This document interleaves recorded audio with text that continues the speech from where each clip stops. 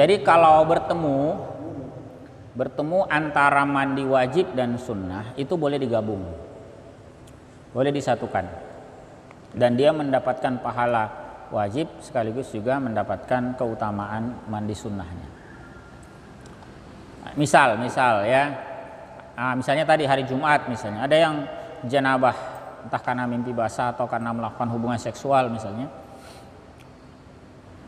pagi hari misalnya dia janabah, maka dia bisa mandi janabah sekaligus meniatkan itu untuk mandi Jumat. Nah, dia mendapatkan semuanya ya.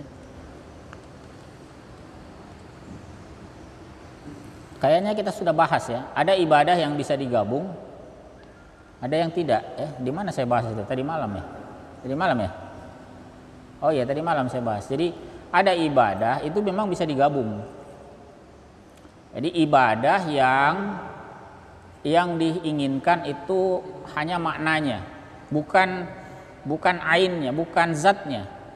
Begini, ada ibadah itu yang dimaksudkan zatnya memang. Misalnya begini, sholat subuh itu yang diinginkan sholat subuhnya. Ada sholat qobliyah subuh itu yang diinginkan memang sholat qobliyah subuh. Bedakan misalnya dengan sholat tahiyatul masjid.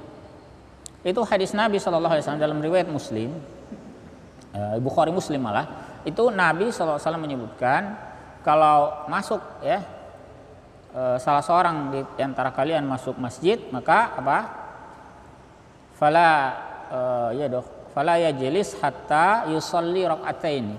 Maka janganlah dia duduk sampai dia sholat 2 rakaat. Jadi janganlah dia duduk sampai dia sholat 2 rakaat. Nah, ini sholat apapun, yang penting sholatnya minimal 2 rakaat.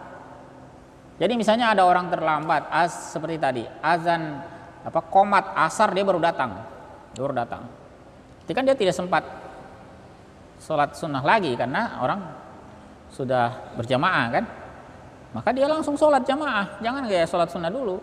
Karena sudah qomat, orang sudah sholat, maka begitu masuk dia sholat berjamaah. Tidak perlu khawatir dia tidak mendapatkan keutamaan hadis Nabi tadi. Justru dia sudah dapat ya.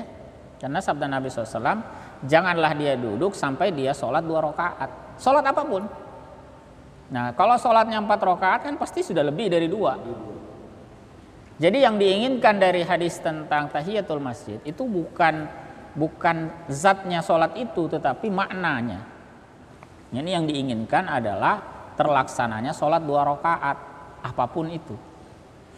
Nah, sama juga dengan sholat sunnah setelah wudhu. Yang kita bahas tadi malam itu kan, sholat sunnah setelah wudhu. Jadi kalau ada orang setelah wudhu itu kan dianjurkan dia sholat 2 rakaat sebelum dia ngobrol, sebelum dia ini kan berbicara tentang urusan duniawi. Sebelum itu maka dianjurkan dia sholat 2 rakaat. Nah, sholat apa? Sholat apa saja. Jadi bisa misalnya begini, dia masuk habis wudhu, dia masuk masjid, habis azan dia masuk, dia bisa gabung itu sholat qobliyah dengan tahiyatul masjid dengan sholat sunnah wudhu. Jadi cukup sekali dia kerjakan, dia dapatkan keutamaan semuanya. Nah, karena yang diinginkan itu adalah makna, bukan zatnya. Bedakan dengan qobliyah subuh dengan sholat subuhnya, itu nggak boleh digabung. Jadi kalau ada orang datang terlambat sudah qomat ceritanya, dia baru datang sholat subuh, baru datang mas. Tidak boleh dia niatkan ini sholat qobliyah sekaligus sholat subuh, meskipun sama-sama 2 rakaat. Kenapa? Karena sholat qobliyah dan semua sholat rawatib itu yang diinginkan adalah zatnya, bukan sekedar terlaksananya 2 rakaat, tapi yang diinginkan adalah zatnya. Sama dengan sholat subuh kan, makanya nggak bisa digabung itu. Tapi sholat tahiyatul masjid bisa gabung sama sholat qobliyah subuh, bisa gabung sama sholat subuh. Ya, bisa dipahami ya? Nah, demikian pula dengan mandi. Mandi sunnah ini yang diinginkan itu bukan zatnya, tapi maknanya. Yang penting Anda mandi. Ya, kalau Anda mandi, ya maka dapatlah kesunahan itu. Tentu diniatkan sebagai mandi ibadah. Ya.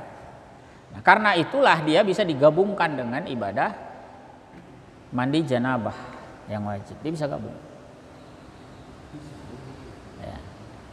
Bisa dipahami ya? Jadi ada ibadah bisa digabung, ada tidak. Saya kasih contoh lagi, puasa, misalnya puasa. Kemarin hari Kamis misalnya.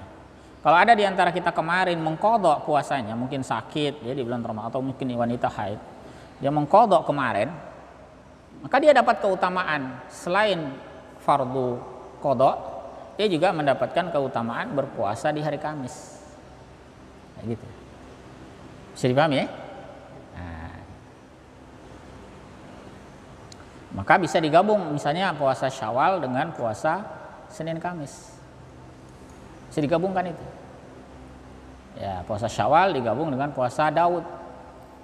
Ya, karena sebetulnya puasa Senin Kamis, puasa Daud itu bukan puasa yang diinginkan zatnya, tapi yang diinginkan adalah maknanya. Sepanjang Anda berpuasa pada saat itu, maka jadi kalau pas nanti misalnya puasa Arafah jatuh hari Senin, Anda berpuasa dapat juga pahala Arafah dan puasa hari Senin, gitu ya.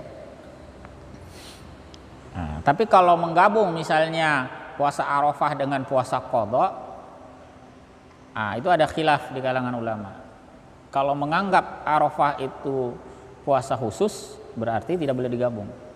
Tapi kalau dianggap puasa sebagaimana tadi tahiyatul masjid, ya, sebagaimana sholat setelah wudhu, maka yang diinginkan adalah maknanya, maka bisa digabung.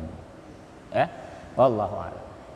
Nah, khusus untuk pertanyaan tadi, apakah kasusnya dia janabah misalnya sebelum sholat id atau janabah sebelum Jumat, gimana? Nah, ini bisa digabung. Karena mandi sunnah tadi itu yang diinginkan adalah maknanya. Yang penting Anda mandi. Ya. Nah, jadi kalau Anda janabah, gabung sekalian, gak apa-apa. Gabung sekalian itu bukan mandinya 2 kali, artinya satu mandi itu. Ya. Gitu ya.